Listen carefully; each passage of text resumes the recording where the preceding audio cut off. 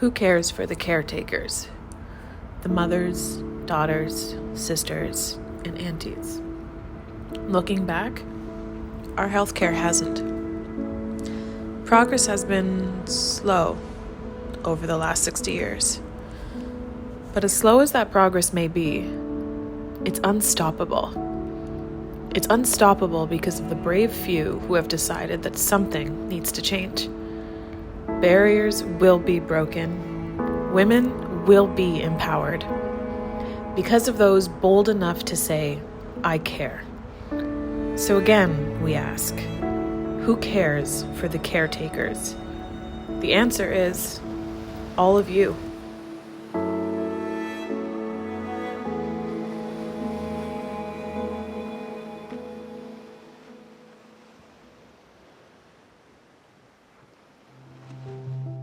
Hi everyone and welcome. I'm Emma Rowe, Head of Sales Acceleration here at Fullscript.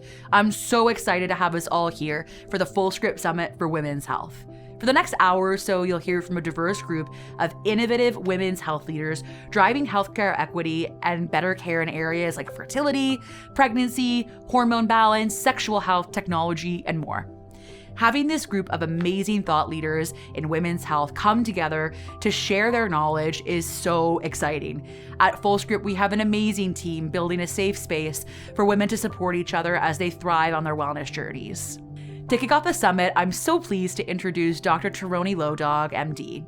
Dr. Lodog has trained hundreds of medical professionals as the fellowship director at the University of Arizona Center for Integrative Medicine, chaired dietary supplement expert panels for the United States Pharmacopoeia, and has been appointed to numerous scientific advisory boards, including Fullscript's very own Medical Advisory Board. Take it away, Tironi.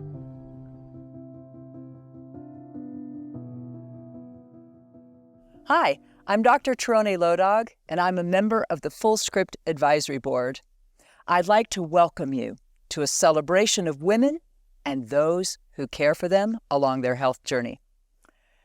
You know, I'm now in my 7th decade of life on this planet, and when I look back, I realize that more than 4 decades have been spent in listening to women, to walking alongside them, to partnering with them as they sought ways to live their best life, no matter where they were in that life.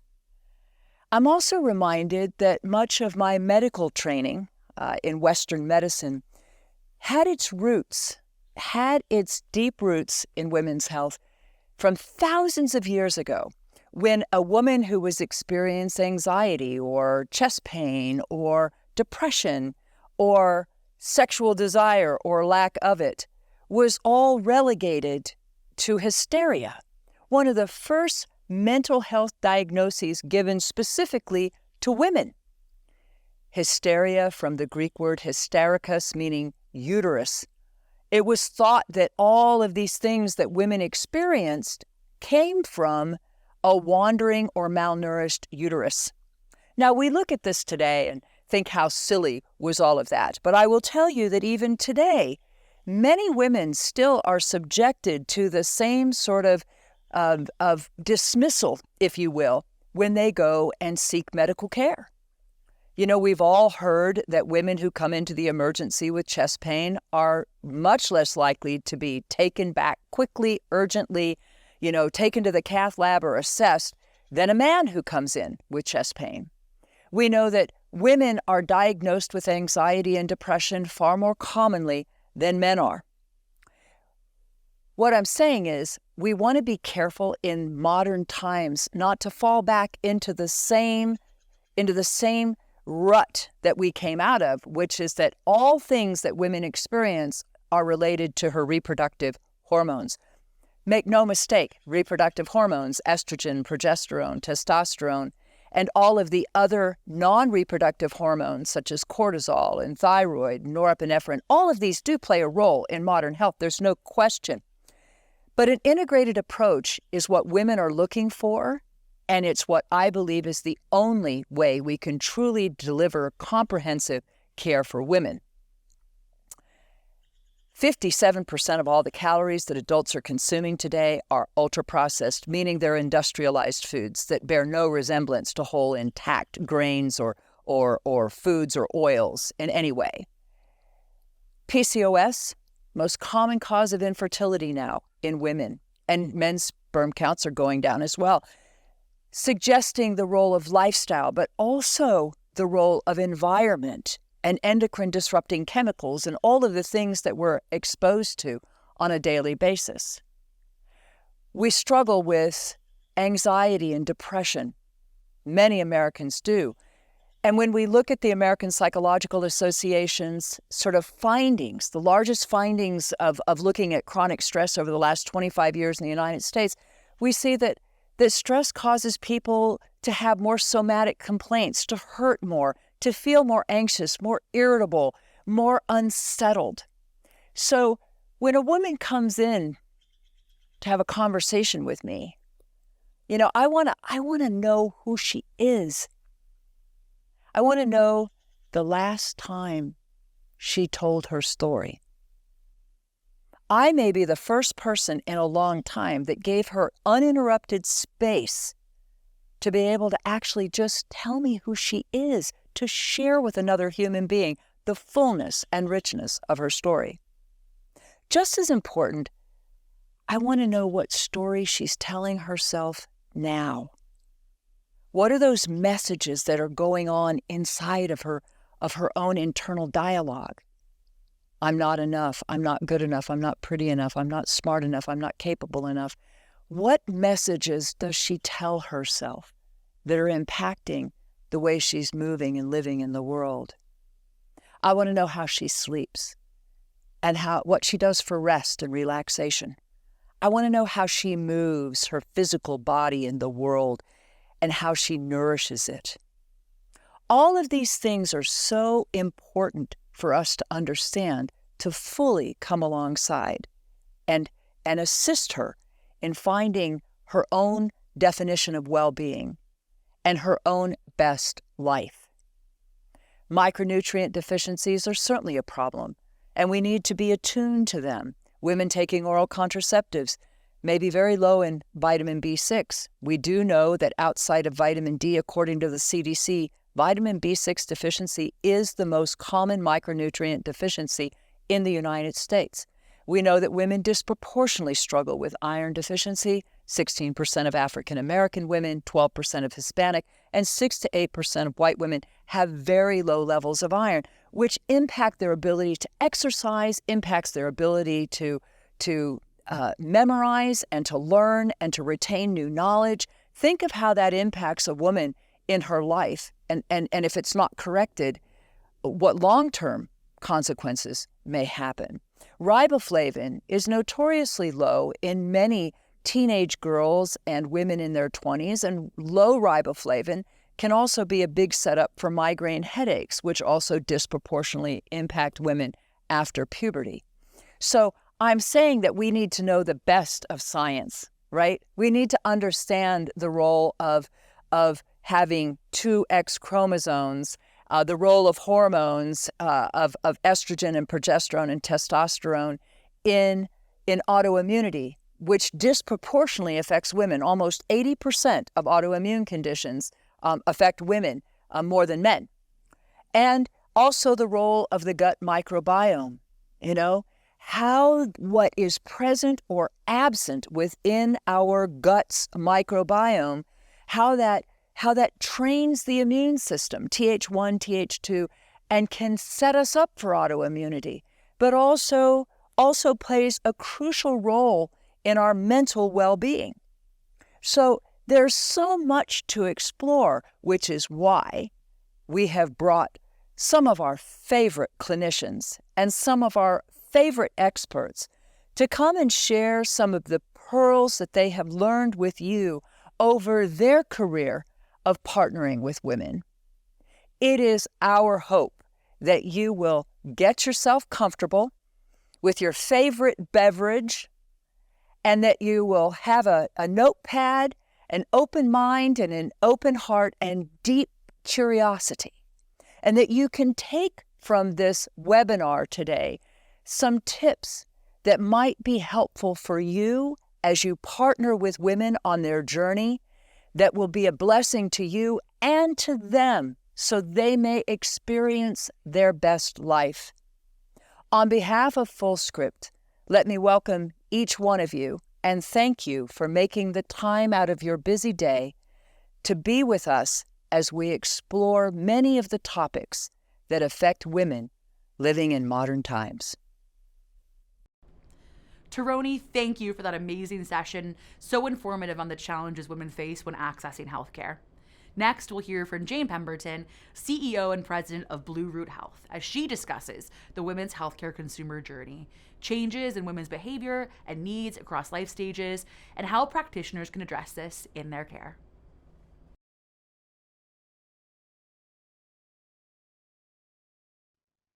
Hi, my name is Jane Pemberton, and I am the CEO of a company called Blue Root Health, a company I started in March 2020. And the reason I'm here today is Fullscript kindly invited me because I have acquired a number of companies, some of which you may know in the last 3 years, but one of which is a women's brand called Fairhaven Health. And we have spent the last 12 months really digging into the women's space. What are women doing? What do they want? Who are they? Does it vary by generation?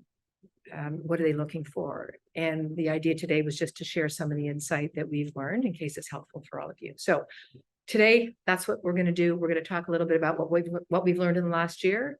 And then we're also going to talk about how we think about the women's continuum of care. And so the information I'm going to share is from a number of sources, some of which we did directly. We went out and asked people, and other is information that we found during the course of the last year that we thought was really interesting and worth sharing.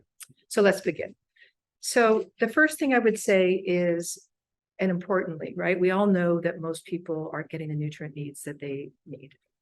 And so what's interesting in the last little while is because of the advent of social media and people sharing, it's know better, do better, is more and more people are beginning to understand that. So the first thing we learned is people are beginning to understand that they cannot eat or they are not eating sufficient food to get the nutrients they need. Therefore, they're moving to supplementation. If you look at the adoption of supplementation, which you'll see later, I think it's 80% of women over 60 and 20% or 64% over 20. So more and more people are jumping in. So one, all of a sudden they realize it's important. We know that because they're jumping into supplement space. Second thing we learned is that you can see the rise of self-care, right? You see it in femtech, the rise of diagnostics, the rise of Dr. Google, right? Everyone's jumping online. They're trying to learn as much as they can. And then also the science is getting out there. So all of a sudden you see this adoption, right? The science is getting out there. It's easy, it's convenient, and it's affordable. So it's a great time to be in the space. More and more people are seeking information. They want to lead more healthful lives. And now this is a perfect time to look at nutrients and how they fit into your life. And then lastly importantly is Congress, and it's bipartisan Congress, is exploring whether or not they can or allow people to buy supplementation from pre-tax dollars. So that goes through, I think is very, very encouraging, but we'll see what comes of it. The next is, if you look at what's happening with women educating themselves, this is quite exciting actually, is that 65% of women are proactively looking to see what they can do to improve their own and their family's health. It's an enormous number. Some of those people are looking to solve an issue. Other people are looking to avoid something. They're just looking for general health and wellness. Some people are doing nothing. They say, you know what, it's going to resolve. But the majority of people and women in this country are out seeking information. This study, by the way, was done by a great little company called Stella Rising, and they went out and talked to 6,000 women across a variety of different generations. It's very fresh research. So there's lots of it that kind of confirms this, but I think this is really some helpful research. The second is who they trust. And I think this was the shocker for us as we looked at this and then we spoke to people, is just how little they trust brands and how much they trust healthcare practitioners. And exciting for you all, obviously being in the space, but there's lots of things that we know and do, and we do our best to share. But the truth is that they want to hear from you. So for me, this is an interesting observation and an opportunity for us to help healthcare practitioners more, because whilst we'll continue to do it because it's part of what we need to do, I think the question becomes, what can we do and provide help for healthcare practitioners out there because they trust you more than they trust anyone else. The other piece of insight that was interesting is if you looked at women across generations, I would have thought that the delta between someone in their 22 and someone at 65 would feel very differently. And I think there was a 2-point difference between the two. So overall, women are looking to healthcare practitioners like yourself. And when it comes to digital, not surprising, digital twice as much. They trust healthcare practitioners twice as much as they help consumers or brands like us, rather. So great opportunity, interesting piece of insight. The next is where they are. And I'm not going to go through a lot of the details, but I think the takeaway from what we learned is, and I guess if we all look at what we're doing in our own lives, is we're online and we're online often and for quite an extended period of time. What was interesting is just the number of people that go onto social media, and I just pulled up one stat with TikTok, that go on there looking for medical information. So quite scary, right?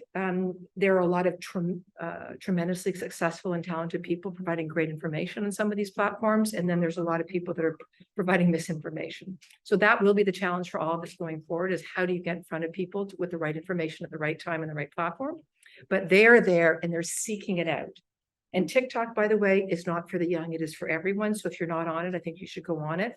A lot of activity in the healthcare space, a lot of healthcare practitioners doing great work, which is quite exciting. The next is in generations. We dug in and we wanted to know, how are women behaving over time, and how does that differ by when they were born?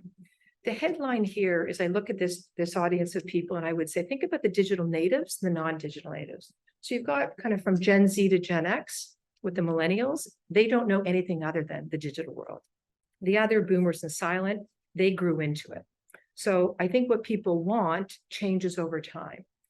What was interesting is young generation is looking for overall wellness. Not surprising, you're invincible. They're also looking for mental health. A lot of big issues with the young community, they told us, was around mental health.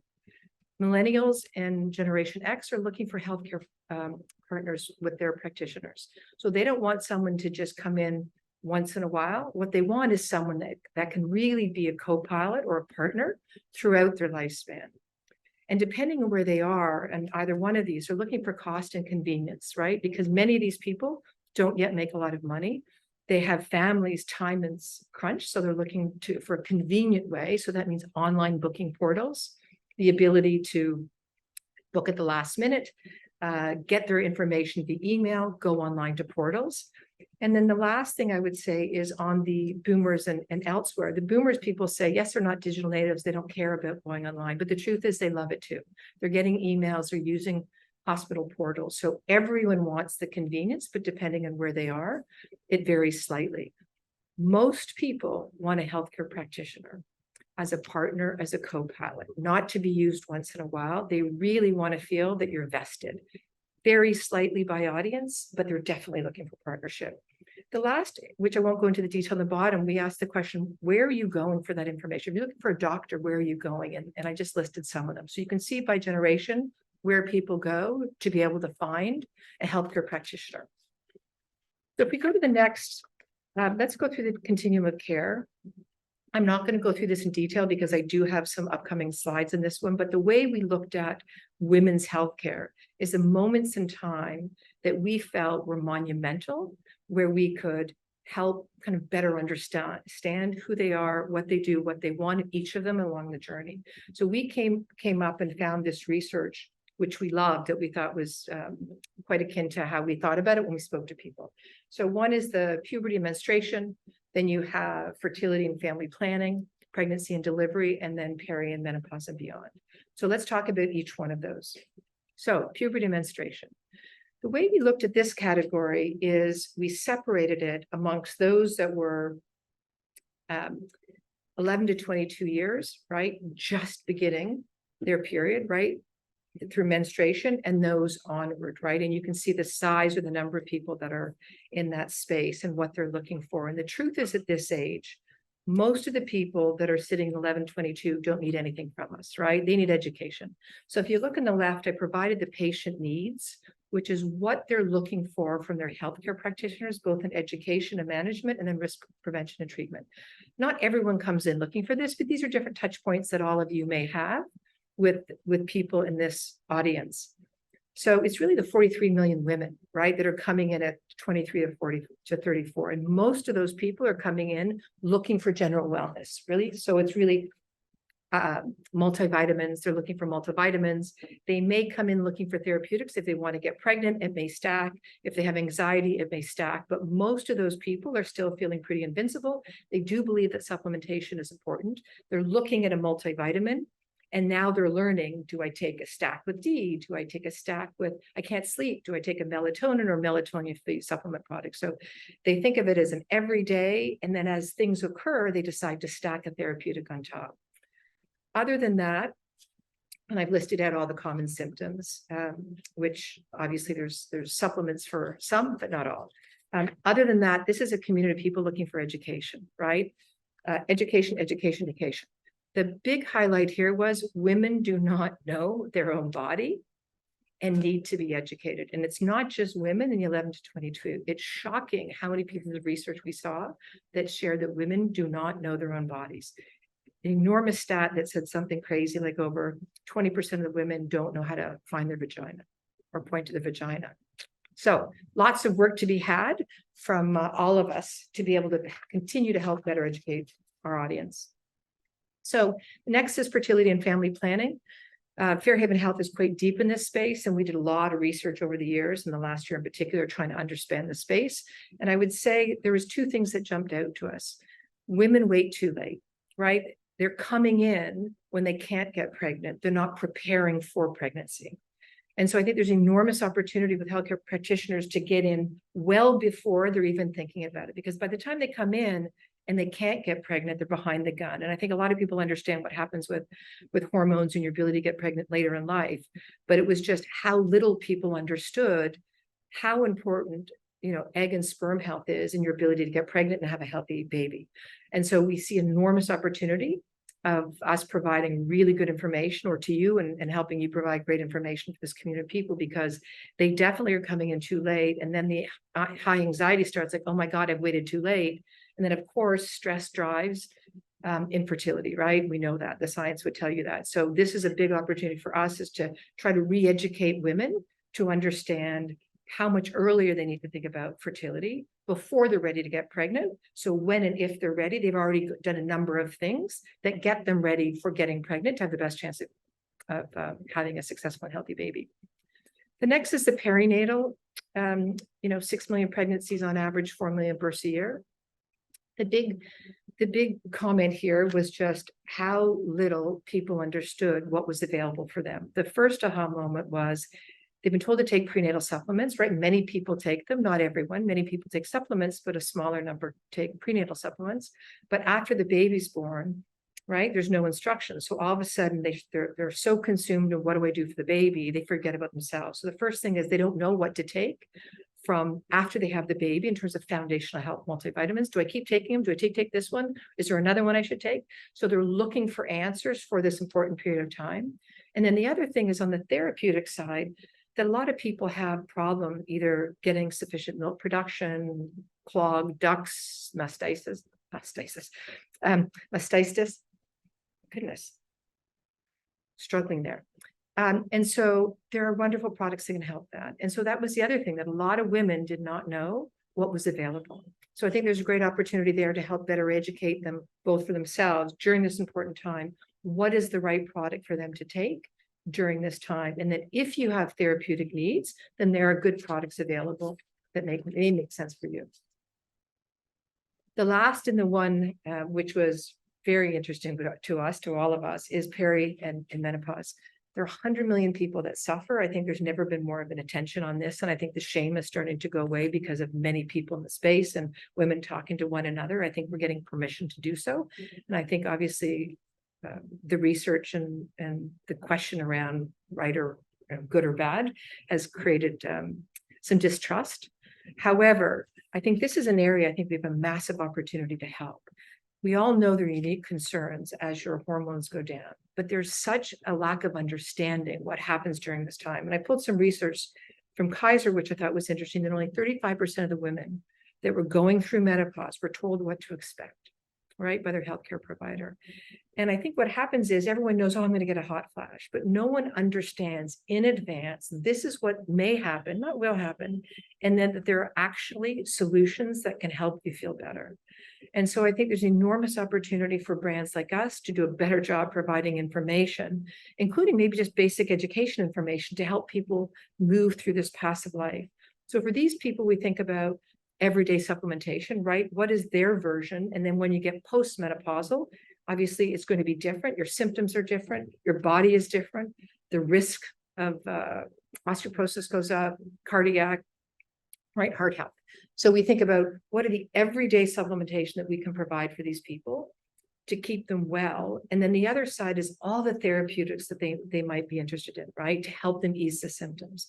I think this is a bit of the Wild West now, so people are more apt to go out. We saw people are hearing about, oh, black cohosh is great for menopause, so they're seeking an ingredient. But what they don't understand is they came back and said, we hear about if you have this, take this, but they have absolutely no understanding of the continuum and menopause as a whole. So I think it's a great opportunity for us to come in and do a better job educating them and giving them options and hope, honestly, because for those of us that have been through it, a little bit of hope goes a long way. So I think there's a great opportunity for us. So as we think about how we reformulate some of the products and formulate some of the products, it's going to be with this in mind. And obviously the communication we have is obviously an empathetic ear, but just helping demystify what's a very complicated category that just people are completely unaware of. So in summary, I guess what we learned from talking to women is the following. They're head of household.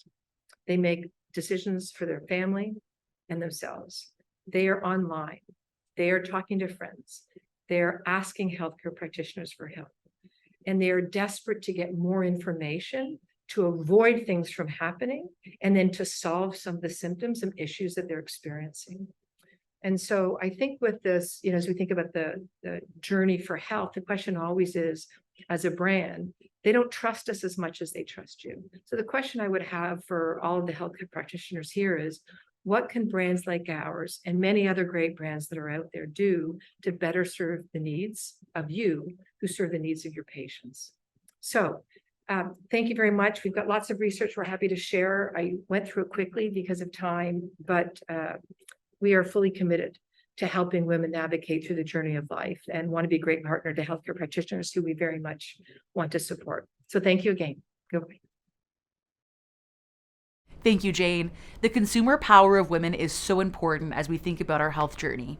Also makes me feel better about the evolution of the packages I have delivered to my desk. Up next is Dr. Lara Zakaria. Dr. Zakaria has 20 plus years of experience in community pharmacy and 12 plus years of experience in health coaching and personal nutrition. She's an advisor and contributor to many continuing education programs in her field, including functional medicine CE. Please enjoy Dr. Zakaria's talk on addressing oral contraceptive nutrient deficiencies through nutrition and supplementation.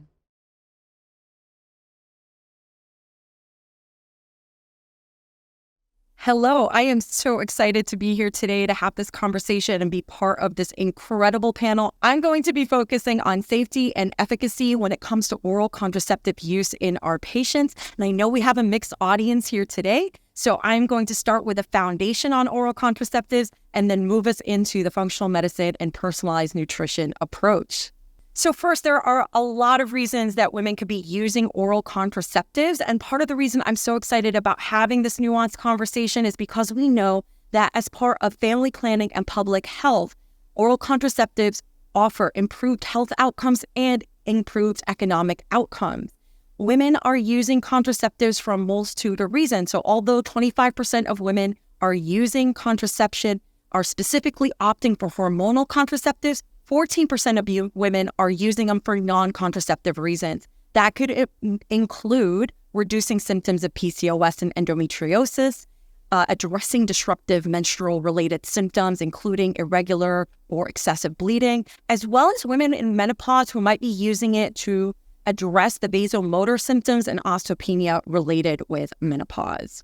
That said, there's also a reduction in cancer risk associated with contraceptive use, including endometrial cancer, reduction in ovarian cancer, and colon cancer. And that seems to be relative to the length of time that she is using an oral contraceptive. The first step in personalizing the approach is choosing the correct contraceptive. Now, first, there are 3 categories for us to choose from. One is combined estrogen progesterone, and this is the most common category that you'll usually see. Next would be progesterone only, and this recently made a lot of headlines because of the FDA's decision in the US to make these available over the counter. However, they are not new. They've been available for decades, and we've been using them extensively for a while now. And third would be the continuous or extended use. From there, we would choose the dose delivery. Is it going to be monophasic or multiphasic? And then, of course, we would decide on the length and the frequency of withdrawal bleeding. That could be cyclic or monthly, extended cycle every 3 months, or continuous with no bleeding for the year.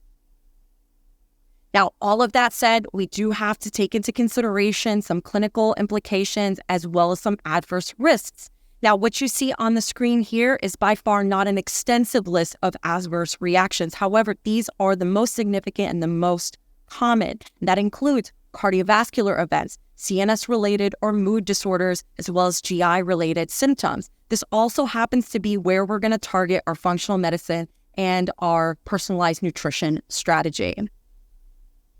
First, let's start with what I consider the low-hanging fruit, or the drug-induced nutrient depletions, or DIND. Now, full disclosure, we don't have a lot of great data when it comes to DIND. In fact, the data we do have tends to be lower quality levels of evidence, including in vitro or case reports. And what we need to do is collectively advocate for more research in general for DIND, but especially for women's health and oral contraceptives. Now, what I can tell you that we know is that most significant depletions are folate and magnesium. And the evidence does suggest that it's beneficial for us to replace these 2 specifically. From there, you have your B vitamins, B1, B6, B12, as well as vitamin C and zinc. And then we have calcium, copper, iron, and vitamin A, which respectively have a little bit less evidence for us to target with supplements specifically. That said, we need to use a critical eye here and consider the clinical reasoning of why we might monitor or potentially target these nutrients based on the potential risks or side effects in our case. So that cardiovascular piece, the metabolic piece, for example, etc. Next concept, I'm going to first introduce the estrabolome before we get into it. So the estrabolome would be the gut bacteria that modulate the endogenous estrogen levels. They regulate enterohepatic circulation of estrogens, essentially by producing an enzyme called beta-glucuronidase. Beta-glucuronidase deconjugates or uncouples estrogen and is what decides how much estrogen goes back into circulation versus how much is going to be excreted via the stool. This is a big part of why we have that conversation about regularity and motility in women and making sure that they're pooping every single day. This is also going to be a target because exogenous estrogens or xenoestrogens disrupt the balance and impact this beta-glucuronidase enzyme. We also know there's a bidirectional relationship. So modulation of the microbiome is going to impact the metabolic outcomes as well as the detoxification profile and vice versa. What does this mean in terms of oral contraceptives? Well, first, what we know is that exogenous sources, including HRT or xenoestrogen, definitely have an impact on the microbiome, specifically the estrabolome and the vaginal microbiota. What's less clear is how much of an impact oral contraceptives have on the microbiome. We do know that metabolites and specific proteins are impacted. For example, sex hormone binding globulin and beta-glucuronidase, we know are impacted by oral contraceptives. We also know that there's an impact on the liver, which is responsible for detoxification and metabolic balance, as well as a metabolite called TMAO, which is associated with increased risk of metabolic diseases, including diabetes and kidney disease. There is limited research in this area, so we're going to have to, again, put that clinical hat on and evaluate risk versus benefit, especially within the context of the other risk factors within our patient, so that we could personalize her approach. So let's talk a little bit about the foundations. Number one, regardless, we're going to cover our foundations using a diet that is going to be rich in a diversity of polyphenols and plant fibers. We're also going to choose high-quality proteins and anti-inflammatory fats. In addition to that, we could layer in a multi-mineral and a folate in particular, and a B complex. From there, I would encourage that we assess nutritional status, cardiometabolic risk, and GI function. For nutritional status, we can use a food frequency questionnaire, a diet diary, and conduct what's called a nutrition intake analysis. We can, of course, assess signs and symptoms, and we can do some labs. I like to use an RBC magnesium along with a serum folate and a B12 in conjunction with organic acid testing, including homocysteine, methylmalonic acid, and FIGLU. I also like to do a CBC with a complete iron or at least a ferritin to address iron status. For cardiometabolic risk, I would recommend evaluating risk factors for cardiometabolic disease in general. And from there, we can always conduct some additional lab testing, a basic lab, lipid lab panel, as well as potentially looking at an advanced lipid panel, hepatic function, checking for a complete thyroid panel, and of course, assessing metabolic function using fasting blood sugar and A1C and a fasting insulin. In terms of GI function, look for symptoms that include constipation, loose stool, as well as signs of motility issues, IBS, or food reactivities. These are often normalized. However, they are not normal, and they could be a really important target for us to address foundationally. We can, of course, use some lab testing. I would use stool testing that has markers for beta-glucuronidase as well as intestinal permeability in addition to dysbiosis. And then we would use a foundation that addresses prebiotics and fermented foods in diet, but we could also supplement using prebiotics, polyphenols, and probiotics. I cannot overstate the need for us to address stress and the HPA axis. It has both direct and indirect implications, especially to the gut health as well as adrenal function. And we know that this can be also a modulator for the mood piece as well as for inflammation. Consider adaptogens like ashwagandha, antioxidants, as well as HPA supportive nutrients, think vitamin C, magnesium, and L-theanine. And I encourage you to also screen for PCOS and androgen-dominant symptoms like acne and hirsutism. This condition is very underdiagnosed and can be very frustrating and contributes to increased metabolic risk, as well as quality of life issues like irregular cycles, PMS, etc.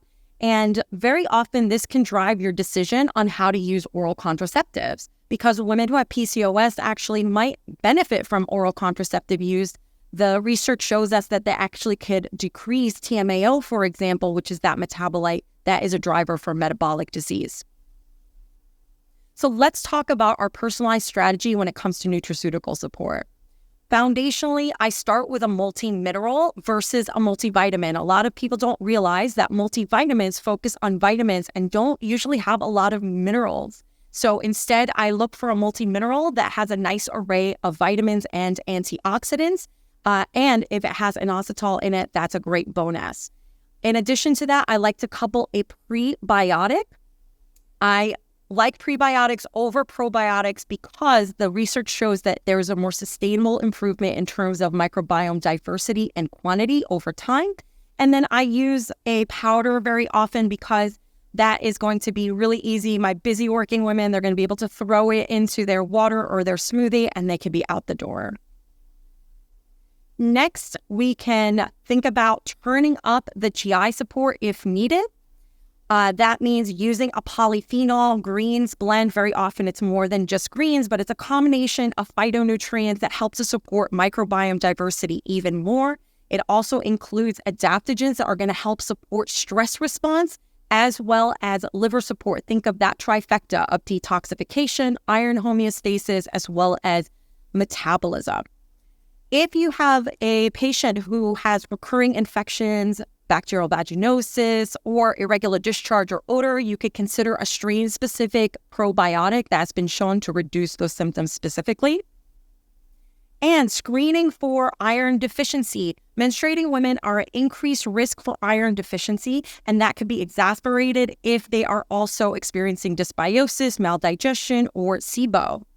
This is going to obviously impact their quality of life, including energy, mental focus, thyroid function, and screening for this should be part of a complete workup. I would recommend, again, a CBC with a complete iron panel. And if there is a need for iron, in that case, I would use the bisglycinate form. So iron bisglycinate has less side effects, better absorption. And here's a pearl for you. Dosing it every other day versus dosing it daily. Sounds counterintuitive, but research shows that because of the hepcidin increase, the strategy is to dose it every other day before the hepcidin rises again within 24 hours. That's going to give us better overall absorption and improved iron levels. So clinicians, if you are on the Fullscript platform, everything I talked about today is going to already be in your platform in a protocol for you to take action with right away. I actually got to work closely with the brilliant Fullscript medical team, and we came up with a strategy that is not only going to be easy for you to share, but also very customizable. So you can get in there, curate and edit it so you can highly personalize it for your patients and put your own spin on it. If you are new to Fullscript, it is free for you to join. If you're a clinician or a practitioner, you're going to see a QR code on your screen. You can sign up there and get started. Part of the reason that I personally use this platform is because it allows me to very easily, safely, and effectively scale and customize my practice and hang out until Dr. Lucille and Dr. Montpellier's talk, because they're going to help you effectively incorporate this into your practice. Thank you so much for your attention today. What a powerful talk on how we can be feeling a certain way because of pharmaceuticals and not realizing that nutrient deficiencies are impacting us so greatly. At Fullscript, we have this discussion so often on how we can enable people with nutrient deficiencies on their wellness journeys. Thank you, Lara, for the amazing information. Up next is Dr. Sean Tassone, MD. In his 20 years of practice, Dr. Tassone has seen over 40,000 patients and has been featured in publications including the New York Times, NBC News Online, and Stanford MedX. His work includes studies and publications on spirituality and medical care, whole foods to heal the human body, and integrative medicine. Please enjoy Dr. Tassone's talk on taking an integrative approach to hormonal balance.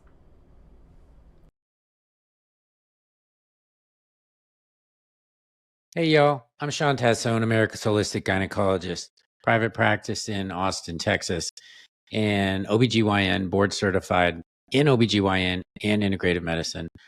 And I also have a PhD in philosophy, but in that PhD, I really focused on the aspects of mind-body healing, and in the integrative medicine program at the University of Arizona, I really dove deep into supplements. And I would say probably 90% of the patients that I have in my practice in women's health use supplements and are on supplements. So I thought I would spend these next 8 minutes with you talking about the supplements that I like. And I'm going to talk about my top 5 or 6. Far and away, the number one supplement I use, and I use it because I wrote a book in 2021 called The Hormone Balance Bible. And in that book, I talk about different hormone imbalances, and I use the language of archetypes. So low testosterone is the nun, estrogen dominance is the queen, subclinical hypothyroidism in the underdog, and so on to talk about stories. But each of these disorders has a supplement regimen, obviously, because we want to fix the problem. And across the board, I use one supplement with everybody, and that is maca. Now, I'm not a huge fan of maca as a powder. I prefer to use a company called Symphony. And the reason I like Symphony is because they purchased land in Peru. They pay the farmers a fair wage. They also make sure that other companies that come into the territory are actually treating the farmers well and paying them a fair wage. And their product is called Feminescence. There's different types of Feminescence because there's 13 different phenotypes of maca. Maca has different phenotypes, which means different colors do different things. There's one for men, there's one for perimenopause, PCOS, there's one for post-menopause and so on and so on. So with the powder, you don't know what you're getting. You could be a woman and you get maca that is for men. So you really want to dial it in. Feminescence has multiple products. I probably use them in 95% of my patients, and I have probably 75% of those women constantly buying the product, telling me how it's helped them, from PCOS, ovulating, to hot flashes, mood swings, and irritability. And because it's not a phytoestrogen, I can actually use it in women that have breast cancer. So it really helps my patients across the board. A second product that I like to use is the omega-3 fatty acids made by a company called New Medica. New Medica actually has two products that I use all the time, but I like their 950 omega because it's a high quality, high intensity, super dense, super rich fish oil. And as we know, hormones are made from cholesterol. So it's a very important product. And I use it in almost all of my patients, even for heart health. I think that all women should be on that because heart disease is the number one killer of women. And another product of New Medica's that I use a lot is their Vasox berberine. And I've been using a lot of berberine because we've been talking a lot about it for weight loss. I use it a lot in my PCOS patients for insulin resistance sensitivity and to lower glucose levels. So I've been using their Vasox berberine, and I've been using their 950 omega quite a bit.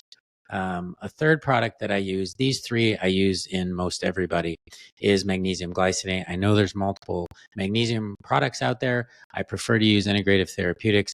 I like their product. I use it myself. I find that it has less of a side effect profile. I use glycinate because it kind of checks all the boxes. It helps the brain, it helps the GI tract, and it really helps overall mood. And it's a very good product. I know that there's a lot of different types of magnesium out there. I just like to bring in Integrative Therapeutics. I think it's a stellar company. I think they have really good products across the board. And if they say that it's in there, it's in there. And it's also not an overdose of magnesium, which can cause GI distress and diarrhea. So I prefer to go to Integrative Therapeutics for their product.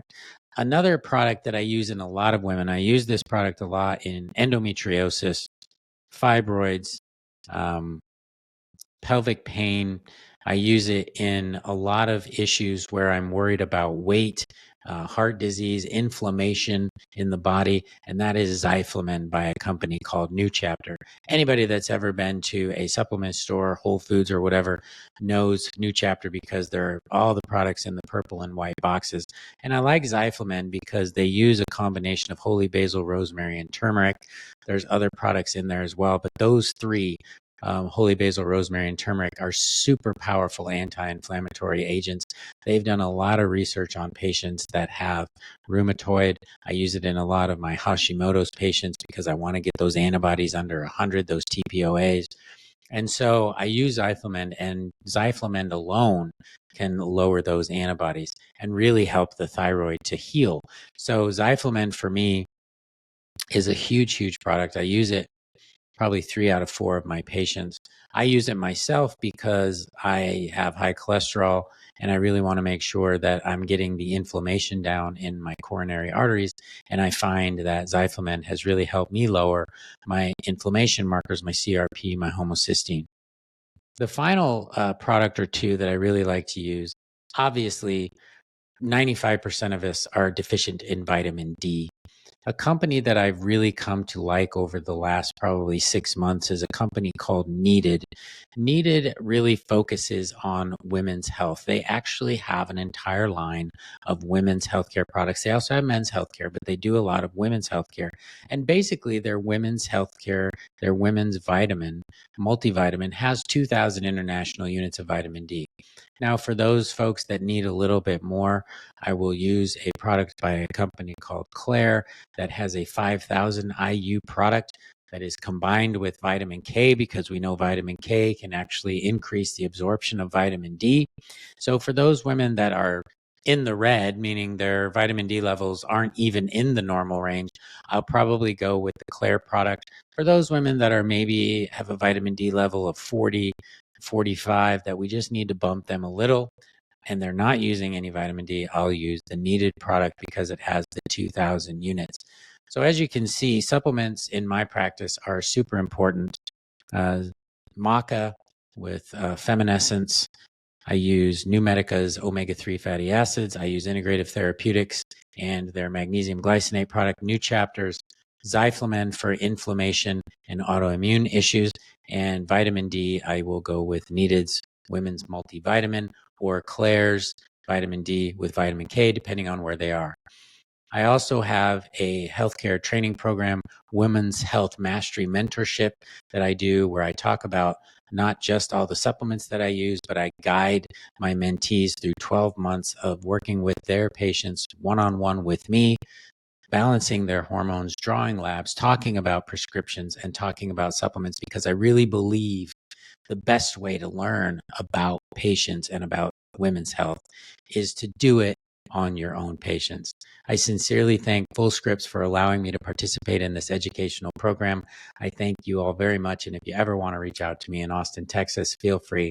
And I wish you the best. Thank you. Thank you, Sean. It can often feel like an uphill journey when a person is facing hormone imbalances. That feeling of wellness can seem out of reach. And with your expertise and knowledge, that wellness milestone becomes even more accessible. We're going to be taking a 5-minute break for you to go have a little dance, have a stretch, maybe take a bio break. And when we return, we'll hear from a New York Times bestselling author whose work has attracted global media interest from the likes of Mind Body Green, Best Self Magazine, and more.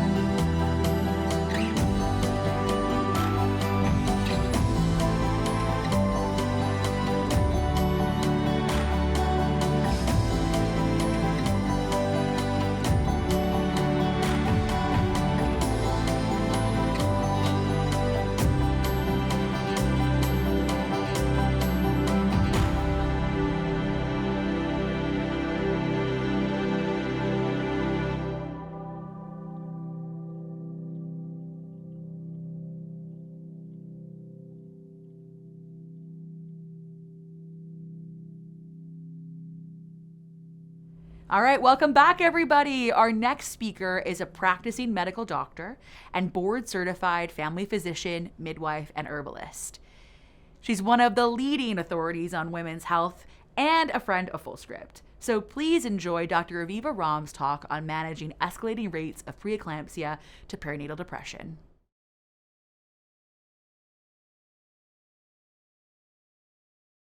Hi, everyone. I'm Aviva Ram. For those of you who don't know me, I've been a practicing midwife and an herbalist since 1984, and I'm a Yale-trained MD. As one of the few practitioners in the world to bridge both worlds, I have a unique vantage point from which to speak with you today. I really am so glad that you're here because as integrative healthcare practitioners, we can play a vital role in helping to avert the U.S. maternal health crisis. I hope you find this short talk empowering and that it inspires you to expand your care to include an eye toward maternal health. First, it's important to grasp the enormity of this crisis. Shockingly, the U.S. has one of the highest maternal mortality rates among developed countries, and we're one of only 2 countries in the world where the maternal mortality rate has been increasing. All women are at risk, but this crisis is especially dire for Black and brown women. A Black woman in New York City is at least 3 times more likely to die giving birth than a white woman, and a Black woman with a graduate degree and a healthy income living in LA is substantially more likely to die in childbirth compared to a white woman without a high school diploma living anywhere in this country. We know that racism and social determinants of health play a significant role in maternal health disparities. Also at play is an increase in chronic disease across the entire lifespan of women in the U.S., from obesity in our girls to higher rates of depression in all women and higher incidence of diabetes, heart disease, and dementia, particularly in women past menopause. Pregnant women are not exempt from the dietary, social, and lifestyle root causes of these conditions, which may be more prone to surface in pregnancy due to the increased stressors and metabolic demands during this life cycle. Gestational diabetes, pregnancy hypertension, preeclampsia, and postpartum depression are just a few of the serious issues that are impacting maternal health.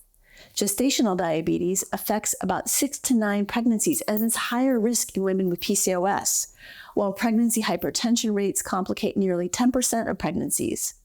Approximately 1 in 5 women suffers from postpartum depression, often left diagnosed, and preeclampsia is a leading cause of maternal mortality prenatally and postpartum and affects around 3 to 5% of all pregnant and new mothers. My midwifery training and much of my midwifery practice was in one of the most resource-neglected states in the U.S. and in the Black community, as was my hospital-based family medicine obstetric practice in the Boston area. The statistics I'm sharing with you are not just numbers. They represent real lives, real mothers, and real families who are facing the fears and the consequences that happen when society and medicine fail pregnant and new mothers. Integrative healthcare practitioners offer a unique and vital perspective in maternal health, and we have a tremendous opportunity to fill and bridge gaps in conventional obstetric care, to augment and support midwifery and doula care, and pediatric care as an eye to caring for mothers. Because we see health as a holistic concept, embracing not only physical well-being, but also emotional, mental, nutritional, and social aspects, just for example, this broader outlook allows us to address the root causes of maternal health problems, moving beyond just conventional symptom management. Our approach recognizes that maternal health is interconnected with every facet of a woman's life.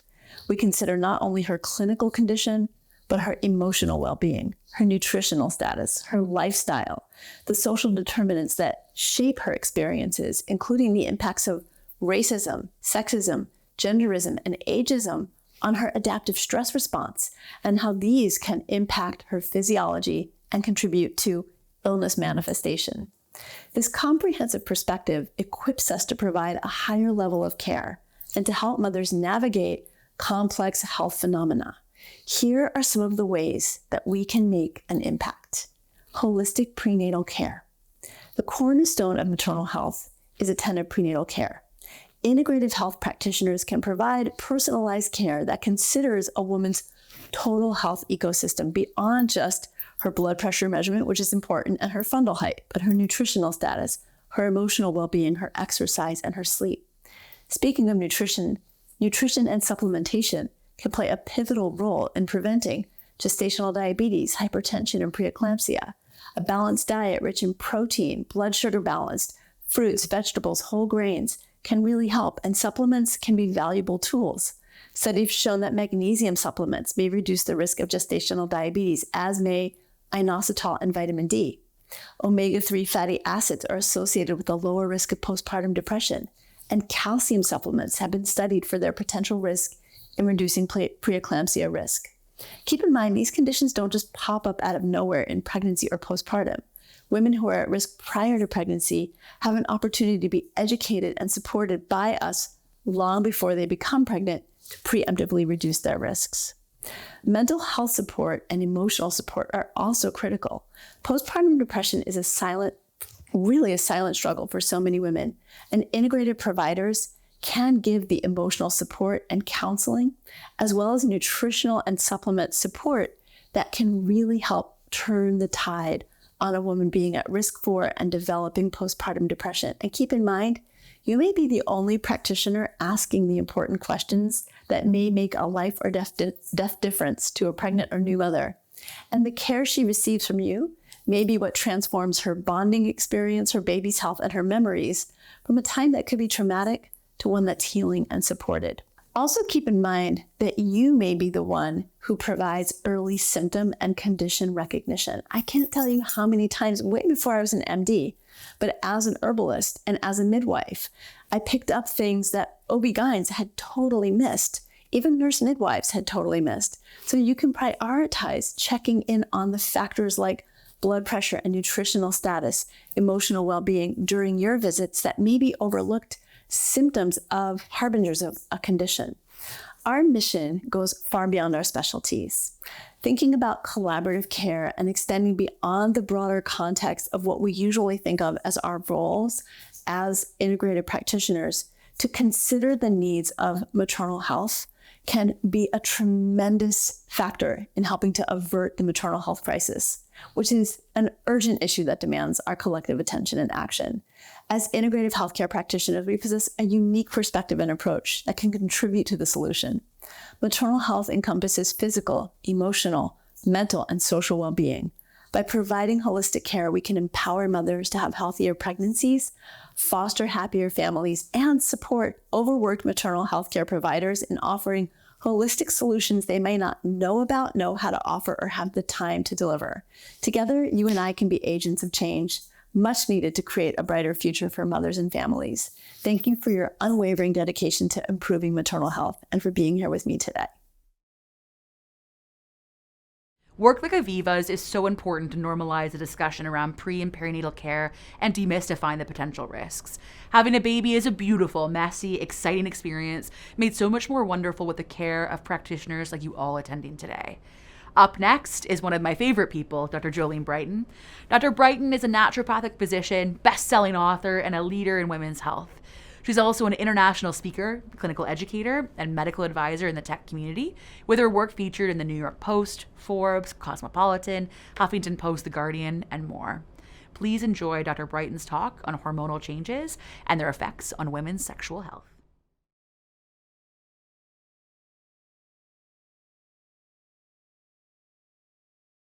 Welcome to Revive Your Patient's Libido. I'm Dr. Jolene Brighton, and I'm so glad that you're joining me today. If you don't know who I am, I'm a board-certified naturopathic endocrinologist, certified sex counselor, and the formulator behind the Dr. Brighton supplements. You may have also seen me as an online educator across social media or come across any one of the number of books I've authored. And today's talk is going to be focused on some of the concepts that you'll find in Is This Normal? The first thing that we have to know as practitioners is that lack of sexual desire is the #1 sexual complaint for women across all age groups. And I hate to break it to you, but it doesn't get better in perimenopause or menopause. Now, I often like to ask practitioners, which hormone do you think is most important for sexual health anytime I'm talking about this topic? And the #1 answer that I get time and again, no matter where I am in the world, is testosterone. But in fact, All hormones are important in sexual health, but there are some specific key players, and we need to talk about those today. So you may be thinking testosterone right away, but it's also important to recognize that our adrenal hormones, specifically DHEA and cortisol, can play a significant role in our sexual desire or libido. Estrogen, along with progesterone, also have a role to play when it comes to sexual health, as does insulin and thyroid. And because this talk is a short but sweet and getting in and getting out to giving you the protocols that you need to get started today, we're not going to be able to cover them all, but we are going to focus on some key hormones that you can start to address with your patients to get them the sexual desire that they really crave. Now, before we jump into hormones, I would be remiss if I didn't speak to you about just how complex sexual health really is, and especially when we're talking about sexual desire for women. Now, there's a couple concepts I need to introduce you to. So number one is the concept of spontaneous versus responsive sexual desire. Spontaneous desire is what we all see in the media. I want you to understand that both of these are normal, but when it comes to spontaneous desire, this is what we're shown the most. That is, they just look at each other and they're making out and things are hot and heavy and boom, they're having sex. Or the concept that you're just always in the mood, you're always thinking about sex. We can think of that as spontaneous desire. Whereas responsive desire is somebody who may be going about life and not ever thinking about sex until sex is really served up to them. Now, this responsive desire, this is sexual desire that responds to stimuli. That can be sexual stimuli that's overt, or more of those covert things that get us in the mood that maybe we're not sharing with our medical provider. But understand that responsive desire, while it's totally normal, is often the one classified as a low libido, when in fact, it's just this person's normal. Now, there's another concept I have to introduce you to, and that's called the dual control model, which was developed by Bancroft and Jansen, two brilliant researchers who actually started this to investigate men. So understand that when I talk about the dual control model, this applies to any body. So there are two parts of this model. We've got the gas pedal and we've got the brake. We've got the things that make us go, that Hallmark is like, get the chocolate, get the roses, get the scented candle, like that is going to get them in the mood. And then we've got the brake pedal, which is where stress comes in. These can be things that we worry about, somebody walking in the room, or maybe we'll get pregnant. And it also can be how our hormones are affecting us. So all of this is a lot more complex than I've got time to dive into, but I do cover all of this in chapter 3 of Is This Normal? I just want you to be aware as a healthcare practitioner that responsive desire is normal, and it is normal that if the brake pedals are being hit, no amount of gas is going to make that vehicle go to sexy town. So with that in mind, let's get into hormones. And I specifically want to talk about this hormone pyramid. Now, I like to describe this pyramid to my patients where the foundation is insulin and adrenal hormones. This is the foundation of our hormone health. Above that, we've got thyroid hormones. And at the tippy top, we've got sex hormones. And this is where everybody comes in to see us because they got period problems, they got libido problems, they got my mood is not right, like a week before my period kind of problems. And understand that all of our hormones are connected. And if we want to address the sex hormone problems or the thyroid hormone problems, it all is going to start with the insulin and adrenals. It's not saying you can't treat those other things as well, but if that foundation is not right, you stand no chance of those other hormones being right. So today I want to specifically talk about DHEA and cortisol. DHEA is a lovely anti-aging hormone, but it begins to drop off at age 25, which is pretty lame when you consider that it is a precursor to estrogen and testosterone. And the only way that we really get sufficient estrogen and testosterone from the adrenal glands postmenopausal. That is, once those ovaries give it up, they're like, I'm done, I'm retired, I'm out. It's up to DHEA to come in, and it's really our bestie as we transition into menopause. Now, what's interesting about DHEA supplementation is that it has been given to women who are on a fertility journey, and this is for the hopes of helping them get pregnant. And yet, what the research has found is that DHEA increases desire, arousal, lubrication, orgasm, and overall sexual satisfaction. And there are studies out there with DHEA impacting women's sexual health in a positive way. And while you may think, okay, great, like sexual problems, we're not in the mood, give DHEA, we have to remember that DHEA does come with side effects. So hair loss, weight gain, acne, oily skin, hirsutism, irritability, rage, a lot of symptoms that can mimic PCOS. So keep this in mind. If you have a patient with PCOS, maybe DHEA isn't the best thing to start with. In fact, you should test, not guess on that one. And the times that we find DHEA can be most helpful is in that late stage perimenopause or menopause, and for some women who are on oral contraceptive pills. Then there's been new research on that showing that about 50 milligrams of DHEA may be helpful for women on oral contraceptive pills. But let's say you do want to give DHEA, but you don't want to get those side effects going. We have to look at why do we get these side effects? And that's because DHEA can go into testosterone. Testosterone can go into DHT, dihydrotestosterone, by way of 5-alpha reductase activity. That's this enzyme that's pushing a really potent androgen that causes like irreversible hair loss, and nobody's patient wants that. So what can raise that 5-alpha reductase activity and get it upregulated? DHEA supplementation, obesity, insulin resistance, and PCOS. So some things that we can do, and I'm going to put up a slide for you, is we can focus on the insulin. I'm going to talk a bit about that, but we can also utilize other nutrients, herbs like saw palmetto, reishi, and nettle root to help with DHT. We want some DHT, but we can modulate that 5-alpha reductase so we don't push too fast, too hard into DHT. Now, stress is a sexual blockade. And I said this before, and I will say it again.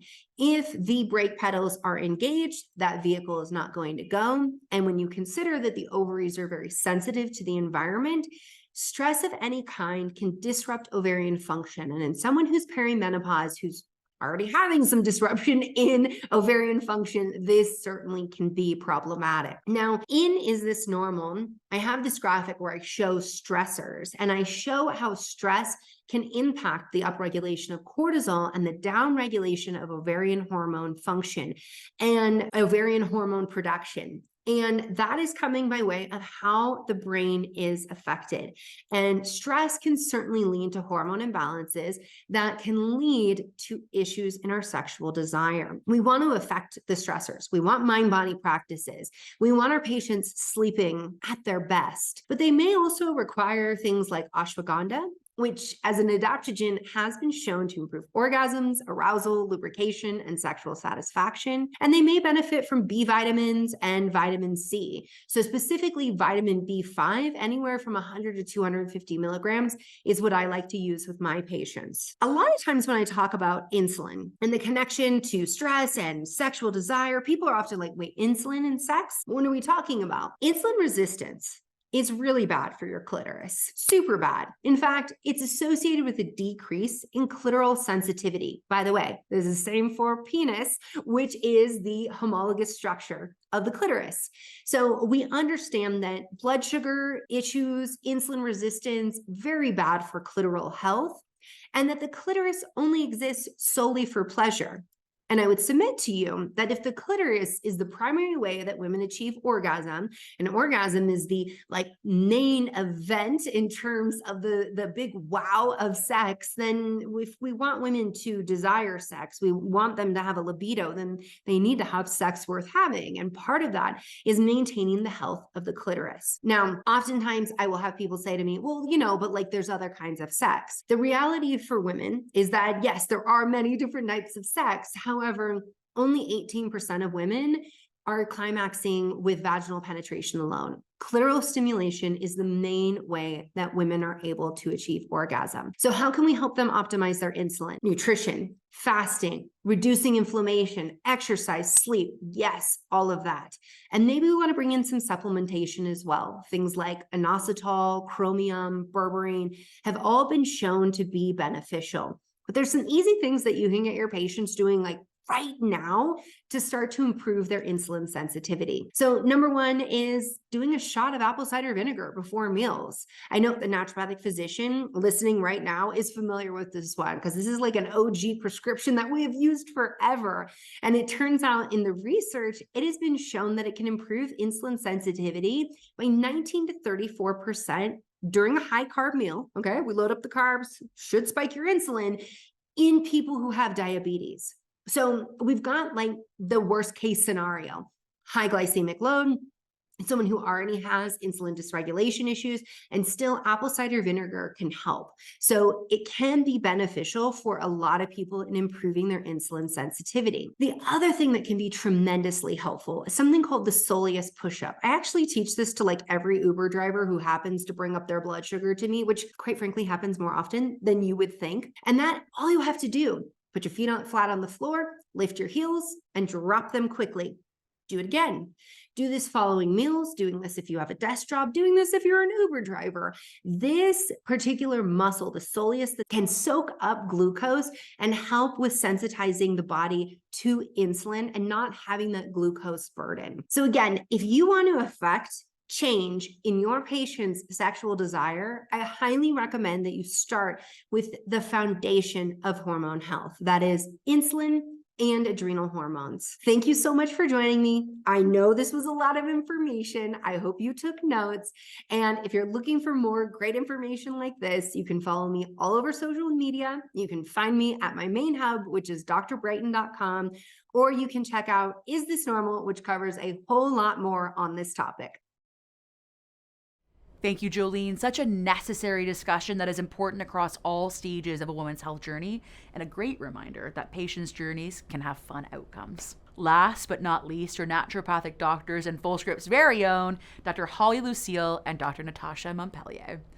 Dr. Lucille is a nationally recognized and licensed naturopathic doctor, educator, author, and a media host. She serves as Fullscript's senior medical advisor and has appeared on media programs and networks such as ABC, NBC, CBS, Fox, and more. Dr. Montpellier is a registered naturopathic doctor with the College of Naturopaths of Ontario and Fullscript's medical education and research specialist. In addition to her own women's health practice, she advises and contributes to Fullscript's features, protocols, and ready-made resources for our practitioners and patients. Please enjoy their talk on using Fullscript's technology, convenience, and quality to power your practice.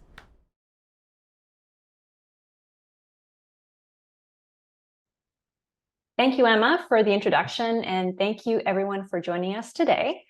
I'm Dr. Natasha Montpellier. I'm a naturopathic doctor in Ontario, Canada, as well as a medical science liaison at Fullscript.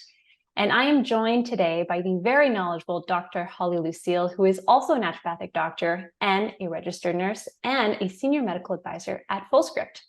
And we are very excited to speak to you all today about how you can transform your practice using streamlined tools and high quality supplements.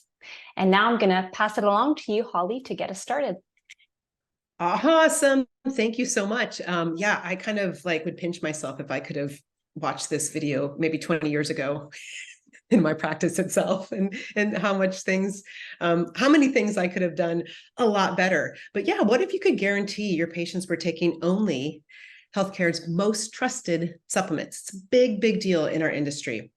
And also, what if you could make them easier to order, right? So that user experience is seamless, offer better prices to people, which these days are extremely important. And then as well, have some revenue for yourself and help your patients stay on track. You know, I've always said there's a difference between compliance, which is somebody saying, oh yeah, she told me to do this, I'll do that, and adherence. You know, like I've always said, you know, my parents are both pharmacists, and here, take this as easy medicine. What we sometimes as more integrated practitioners ask people to do, not so easy sometimes, because there are, you know, evidence-informed, evidence-based supplements, sometimes divided doses throughout the day. There are lifestyle changes. There are dietary interventions, all these things, not so easy for people. But what if you could help them actually stay on track with that adherence, that sticky part? So this is where I think Fullscript comes into play. It has been invaluable to support my practice.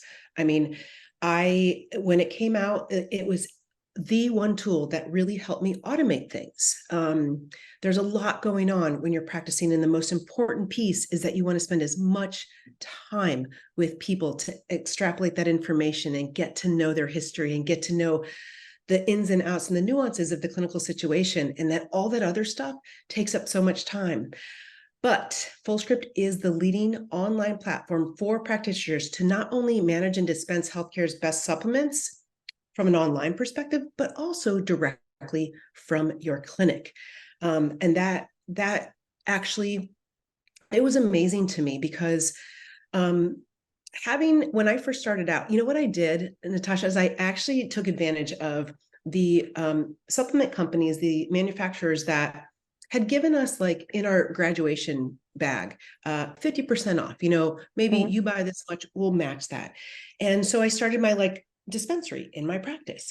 And boy, it didn't take long for me to understand how difficult that was to actually manage inventory, right? And then if I was out of something and I really wanted somebody to have something, then I would say, listen, I'll order it. And then guess where I was going as a practitioner back in the day? To the post office.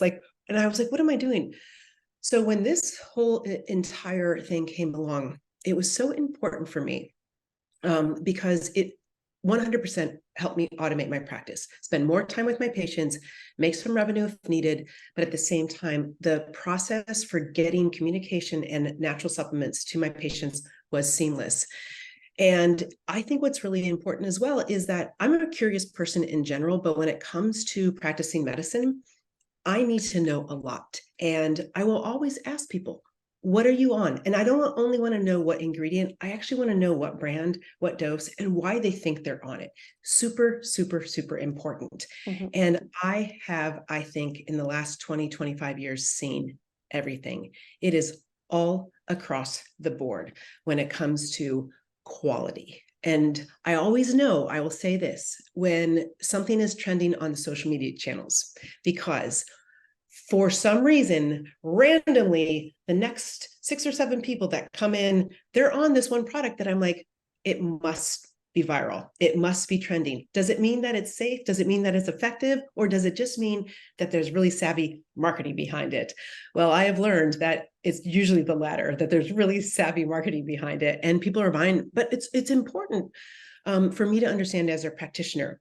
And I think what's also really important is if you look at the trends, people, especially post-COVID, consumers are absolutely sold, pardon the pun, on natural products.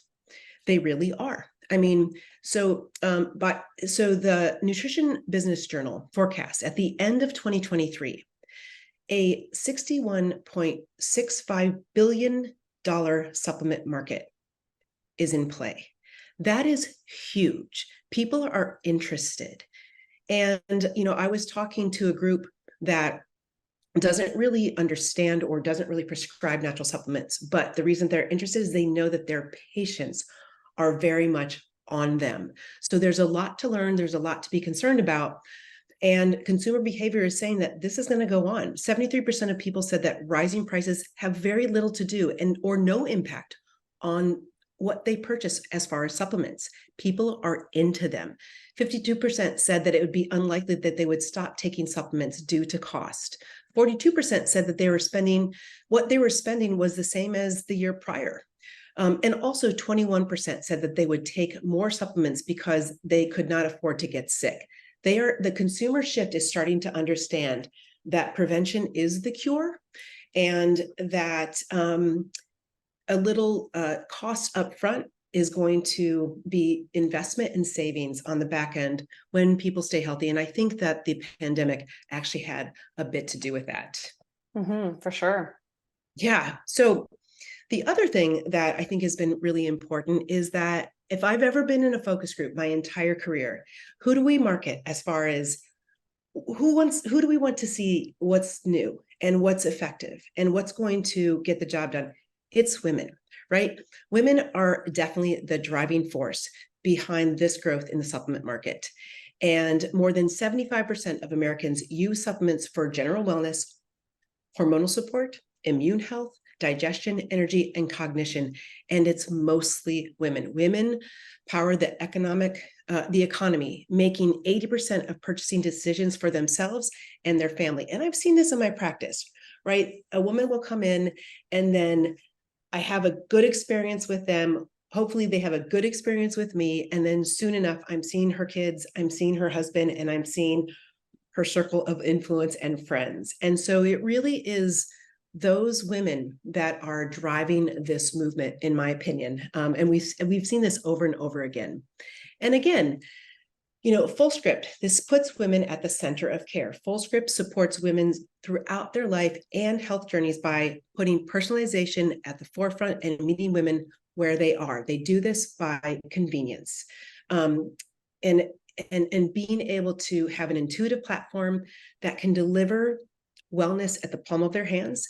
They also cut the noise because there's the highest quality supplements that prioritize purity and clinical efficacy. That's extremely important because I think, as a naturopathic doctor and as holistic practitioners, we've all taken this oath of like, do no harm, right? First, do no harm. And especially being involved in the natural product industry, I want to make sure that anything I'm recommending is not just a label claim, because you've seen it, it's out there, but when somebody actually purchases something and takes it, is it going to deliver a functional dose that's going to have a body claim, that's going to make a difference, is going to contribute to an outcome for them? And then as well, they also do this because practitioner tools that enable more efficient physician-provider relationship, the things that are on the Fullscript platform that allow me to communicate more effectively, like all of the protocols or guides, these beautiful guides, like if I really need somebody to start a gluten-free lifestyle, it's amazing that I can just attach it to my recommendations and boom, they have it. It's well referenced, it's beautiful, it's easy to read, it's easy to consume. And so this is one of the reasons why Fullscript keeps women at the forefront of their thought process, because we know that they make a lot of the decisions and they can influence their family. And we then have the tools to effectively communicate with them. Thank you so much. And that's actually a perfect segue, because we're now going to be talking about some of the tools that can help really enhance convenience and streamline your workflow. And because you're streamlining your workflow, it's going to really have an impact on the overall care that you're providing your patients. So the first tool that we'll talk about is electronic health records. So practitioners who already use EHRs know how vital this technology is to improving and streamlining their workflow. And at Fullscript, we understand that most, if not all of the information you're gathering from your patients is going to be located inside your EHR. So it only makes sense that your treatment planning tools be located inside your EHR as well. And so that's why we've actually created several EHR interfaces that allow you to access the Fullscript treatment plan tool within your EHR. So you're not having to go outside of your EHR to select or recommend supplements. And here on this particular slide, we just have a list of some of the integrations that we've developed so far, but that list continues to grow. And the next tool that Holly mentioned is our protocols. So our protocols are probably one of our most popular tools. So we have over 40 evidence-based protocols. And on this particular slide, we've just highlighted some of our women's health protocols. And earlier today, you will have heard from Dr. Lara Zakaria, who talked about the birth control depletion. And we've developed in collaboration with her, the oral birth control depletions protocol. Now, each of the protocols, they include a variety of ingredients with the supportive evidence, so such as the magnitude of effect, dosing strategy, and even some safety information if that's relevant. And you can see kind of a sample there on the upper right corner for myonostal within the fertility support protocol. Now, all of the protocols also have pre-selected products, and that's because you can apply the protocol directly to your treatment plan. And that really helps to save a lot of time of looking for the products that are related to the ingredient you just read up on. And, if you're looking at these protocols and you want to change any of those things, the Fullscript protocols are completely customizable. So you can certainly change any aspect that you want. You could add additional educational resources. You can change the products. You can change the ingredients. And you can also create your own protocols from scratch. And a last feature that I'll just mention about the protocols is that you can also share the protocols with multiple patients simultaneously. So they're really versatile and a really great tool to use and to kind of save on time. And here we just have two of our newest protocols. So we have our pregnancy support protocol, as well as our women's essential for women over 50 protocol. That's amazing. Now, another tool that Holly alluded to are our evidence-based patient education. Now, as practitioners, I'm sure, Holly, you've probably encountered this as well. We know that educating our patients is vital to the success of their health outcomes, so for them to achieve their health outcomes and have greater treatment adherence.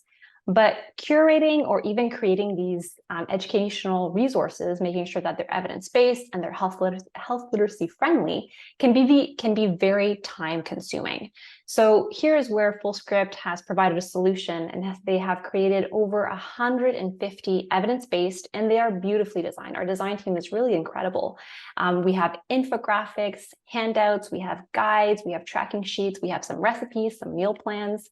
And all of these resources have been medically reviewed by our integrative medical advisory team, which is composed of various practitioners. I'm one of those practitioners that reviews these educational resources. And I'll show you how or where you can access these resources within the app. And I'm really excited about our newest guide. We have a new pregnancy guide. So brand new, we're launching it with the Women's Health Summit. That's the resources I'm particularly excited about because I see a lot of pregnant people in my particular practice. So I'm really excited to be able to share this with them. And then the last tool that we'll discuss are the favorites and categories. And so essentially what you can do here is that you can star or favorite your go-to products and organize them by health concern if you choose to organize them that way. And this can help reduce the amount of time you spend searching for products that you commonly recommend. And it's really easy to add and remove these favorites or the products to your favorites, and also add or remove categories. So it's really a big time saver there as well. So now I'm going to pass it back to you, Holly, and we're going to talk about some supplement quality.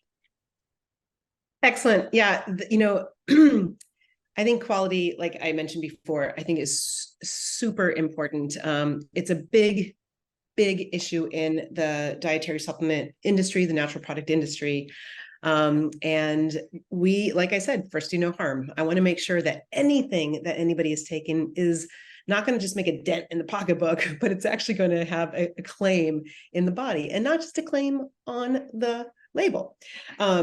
And so we're constantly reminded of how prevalent and dangerous altered or poorly handled supplements are, and how prominent they are on major online reseller platforms. You know, people are out there and they see the evidence from like the nutrition, the NBJ, the Nutrition Business Journal. They understand these trends. They understand that the consumers are in it to win it. And there are people that just are purely profiteering off of it, you know, with scams and such that do not make a difference in the body. And so I think it's really important. There was actually a recent audit from JAMA of 30 immune health products sold on the big A, Amazon. Okay. Get this, 17 out of 30 products had inaccurate labels. 13 out of 30 products were misbranded, and 9 out of 30 products contain additional ingredients that were not on the label. Now, when I am working with somebody, first of all, I always want to see what they're on, like I said, but I ask, where do you get your supplements? And sometimes, it's all over the place, but a lot of the time it is on Amazon. When I let them know that I have a solution for that, because I want to kind of keep them in the nest, because I want to be able to assure that quality, I think that's where Fullscript makes my life so much easier, because not all supplements are made equal. We know that. And Fullscript's supplements quality control help ensure the best possible products and health results, then the better outcomes from a purity perspective, from a potency perspective, from a transparent supply chain, right? So not just, hey, this is this, but where did you get those ingredients? Where were they sourced? And then also direct brand partnership relationships. Fullscript has a one-on-one relationship with all of the suppliers. Large online resellers can't always pinpoint the source of their product. And as a result, the quality often does suffer. So this is one thing I want to show you this slide. So on the left here, this is actually a lower quality fish oil product. So the ingredient label and front of the bottle indicates it's 1,200 milligrams. This is just an example of fish oil. However, what are we looking at actually? And the majority of average consumers don't know. Only 360 milligrams are actually omega-3 fatty acids, right? So if we are actually caring for a clinical condition that we know that this dose is consistent with the literature, that we want 1200 milligrams, let's say. So, but on this one, it's a proprietary blend, and it doesn't reveal how much EPA or DHA fatty acids are specifically, right? These are the therapeutic ones in this product.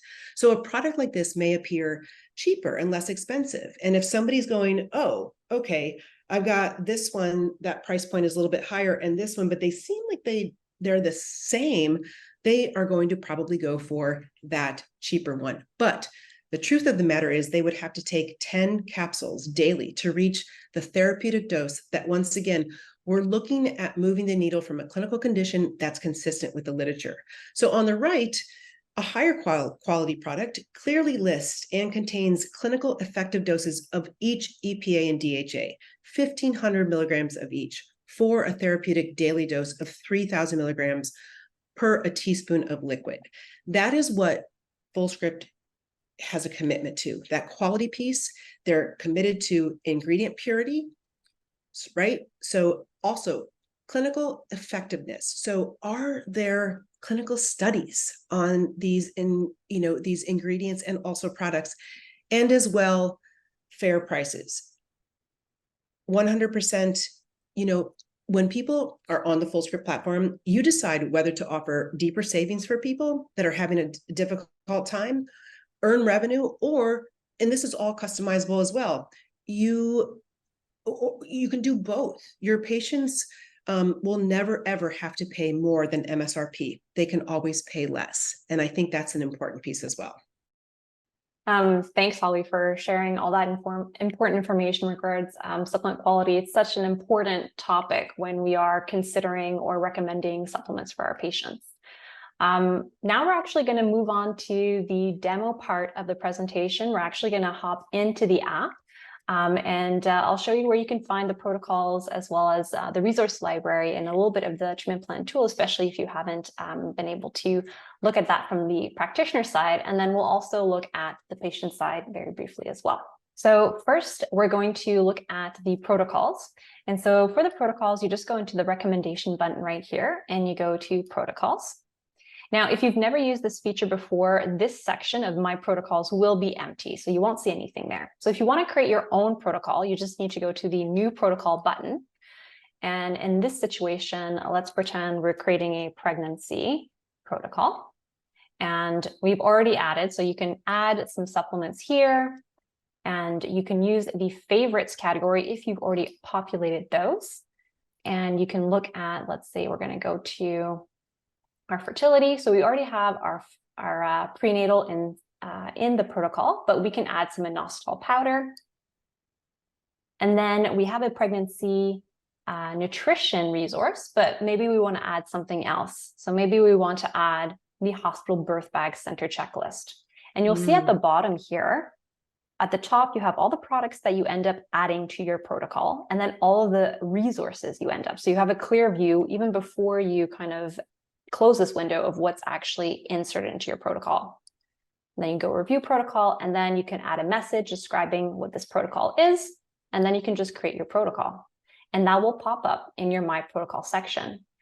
Now, if you don't want to start from scratch, if there is a Fullscript protocol that already exists, you can go to the Fullscript protocol section, and we do have a pregnancy protocol that you can view, but you can also view by category as well. So if you want to look at some general wellness, neurological, skin, women's health, let's go there. If we remove pregnancy, we see all of the women's protocols.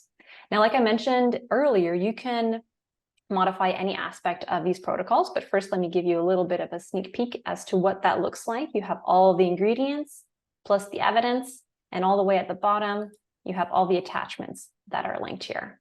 Now, like I mentioned, you can modify this as you want. You just copy over to your protocols, and then we'll go view. And from here, again, you can modify any aspect that you want. If you want to change the handouts, or if you want to change any of the products, or even the dosing strategies, or if you want to add a message. So here we're just going to remove that, and then we're going to update, and it is now in our My Protocol section. Now, the next thing that I just want to briefly show you is the resource library. So this is where you can find all of those patient handouts or patient education that we mentioned earlier. Again, you can go look by category. You can also look by type. So if you're looking for guides and handouts, and you can also type whatever you want in the search bar. And here we have our pregnancy nutrition and pregnancy during exercise. Now, I just want to show you how you can access both of the protocols and the handouts when you are creating a new recommendation. So we're actually going to create a recommendation for a specific patient. And we're going to apply protocol. And we're just going to use a Fullscript protocol to make it easy. We're going to use the pregnancy protocol. We're going to apply. And we're going to see all of the protocol that we had seen earlier. Now, I do want to add an additional resource because this particular patient is having issues with their sleep. So we're going to click again at that button. And here we see catalog, we see favorites. So you can use your favorites category within the treatment plan tool. And we can look at the resources. You can look at your uploads. You can also look at Fullscript patient resources as well. So we're going to look for sleep hygiene handout. Excellent. So that's the handout I'm going to add. So again, at the very bottom, we see all the products that are added and then all of the educational resources. So we'll review plan. And then this is what we're going to send our patient. We'll just add a little message. Okay, and then we'll send that recommendation. And now I'm going to show you what it looks like on the patient side when they see this. Okay, so here is the patient platform. So when you send a recommendation to your patient and they log in, they'll see the most recent treatment plan at the very top. So here we have for our patient the pregnancy protocol that we sent them. And they can see right here if they view the plan, they'll see all of the recommendations, all the products that we recommended. They can decide which products that they want to add to their cart. And then they can also see all of the resources at the bottom that we shared with them as well.